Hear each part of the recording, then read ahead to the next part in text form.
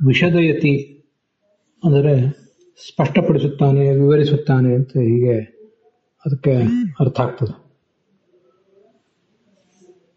ಅನೇಕ ಕಡೆ ಈ ಪ್ರಯೋಗ ಇದ್ದೇ ಇರ್ತದೆ. ಇದು ಬ್ರಹ್ಮಸೂತ್ರ ಭಾಷ್ಯ ತತ್ವಪ್ರಕಾಶಿಕಾದ 1ನೇ ಅಧ್ಯಾಯದ 2ನೇ ಪಾದದ 21ನೇ ಅದೃಶ್ಯತ್ವಾದಿ ಗುಣಕೋ ಧರ್ಮೋಕ್ತೇ ಅನ್ನುವ ಸೂತ್ರದ ಭಾಷ್ಯದ ತತ್ವಪ್ರಕಾಶಿಕಾದಲ್ಲಿ ಬಂದಿದೆ ಅಷ್ಟೆ. ಇದರ ಮೂಲ ಹುಡುಕ್ತಾ ಹೋದ್ರೆ ವಿಶದ ಅನ್ನುವ ಶಬ್ದ ಸ್ಪಷ್ಟ, ಸ್ವಚ್ಛ ಅನ್ನೋ ಅರ್ಥವನ್ನು ಹೇಳ್ತದೆ. ಅದು ಶದಲು ಶಾತನೆ ಅನ್ನೋ ಧಾತುವಿನಿಂದ ಬಂದದ್ದು ಅಂತ ಹೇಳ್ತಾರೆ. ಶದಲು ಶಾತನೆ ಅನ್ನೋ ಧಾತುವಿನ ಬಗ್ಗೆ ನಾವು ಸ್ವಲ್ಪ ವಿಚಾರ ಮಾಡಿದರೆ ಅದರಲ್ಲಿ ಶಾತಯತಿ ಅಂತ ಆಗ್ತದೆ, ವಿಷಾತಯತಿ ಅಂತ. ವಿಷದಯತಿ ಅಂತ ಆಗೋದಿಲ್ಲ. ಈ ಶದಯತಿ ಅನ್ನುವುದು ಯಾವ ಧಾತುವಿನಿಂದ ಬಂದದ್ದು ಅನ್ನೋದನ್ನ ಸ್ವಲ್ಪ ತೀರ್ಮಾನಿಸೋದು ಕಷ್ಟನೇ ಆಯಿತು. ಯಾವ ಧಾತುವಿನ ನಿಜಂತ ಪ್ರಯೋಗ ಇದು ಅಂತ. ಅದ್ರ ನಿಜಂತ ಇರ್ಲಿಕ್ಕಿಲ್ಲ.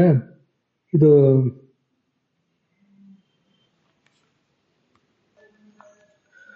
ವಿಷದಂ ಕರೋತಿ ಅನ್ನೋ ಅರ್ಥದಲ್ಲಿ, ಅಂದರೆ ಸ್ಪಷ್ಟಂ ಕರೋತಿ ಅನ್ನೋ ಅರ್ಥದಲ್ಲಿ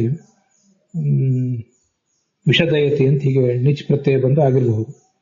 ತತ್ಕರೋತಿ ತದಾ ಚಷ್ಟೆ ಅನ್ನೋದು ಈ ನಿಜಂತ ಪ್ರಕರಣದಲ್ಲಿ ಬರುವಂತಹ ಒಂದು ಗಣಸೂತ್ರ ಅಥವಾ ವಾರ್ತಿಕ ಇದ್ದಿರಬೇಕು. ಹಿಂದೊಂದು ಸರಿ ಅದನ್ನ ಹೇಳಿದ್ದೆ. ಅದರ ಆಧಾರದಿಂದ ಎಲ್ಲ ಪ್ರಾತಿಪದಿಕಗಳಿಗೂ ಕೂಡ ಅದನ್ನು ಮಾಡ್ತಾನೆ, ಅದನ್ನು ಹೇಳ್ತಾನೆ ಅನ್ನೋ ಅರ್ಥದಲ್ಲಿ ನಿಚ್ ಪ್ರತ್ಯಯ ಬರ್ತದೆ. ಸರ್ವೇಭ್ಯ ಪ್ರಾತಿಪದಿಕೇಭ್ಯ ವಿಹಿತ ನಿಚ್ ಪ್ರತ್ಯಯ. ತತ್ ಕರೋತಿ ಆ ಕೆಲಸವನ್ನು ಮಾಡ್ತಾನೆ, ಅಥವಾ ತತ್ ಆಚಷ್ಟೆ ಅದನ್ನು ಹೇಳ್ತಾನೆ ಅನ್ನೋ ಅರ್ಥದಲ್ಲಿ ನಿಚ್ ಪ್ರತ್ಯಯ ಬರ್ತದೆ ಅಂತ ಹೀಗೆ ಕಾಣಿಸ್ತದೆ. ಆದ್ರಿಂದ ವಿಷದಯತೆ ಅಂತ ಹೀಗೆ ರೂಪ ನಿಷ್ಪನ್ನ ಆಗ್ತದೆ. ಸ್ಪಷ್ಟಪಡಿಸ್ತಾನೆ ಅಂತ ಅಥವಾ ವಿವರಿಸ್ತಾನೆ. ಇದು ನಾನೀಗಾಗಲೇ ಹೇಳಿದಂತೆ, ಹಿಂದೆ ಕೆಲವು ಬಾರಿ ಹೇಳಿದಂತೆ, ವಿಶದೀಕರೋತಿ,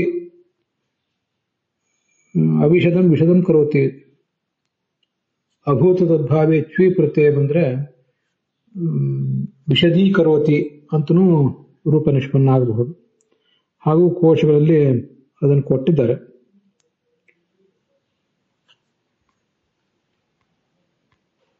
ಅಂತೂ ವಿಶದೀಕರೋತಿ ಅಥವಾ ವಿಷದಯತಿ ಅಂತ ಎರಡೂ ಪ್ರಯೋಗ ಮಾಡಬಹುದು. ಬೇರೆ ಬೇರೆ ಪ್ರತ್ಯಯಗಳಷ್ಟೇ.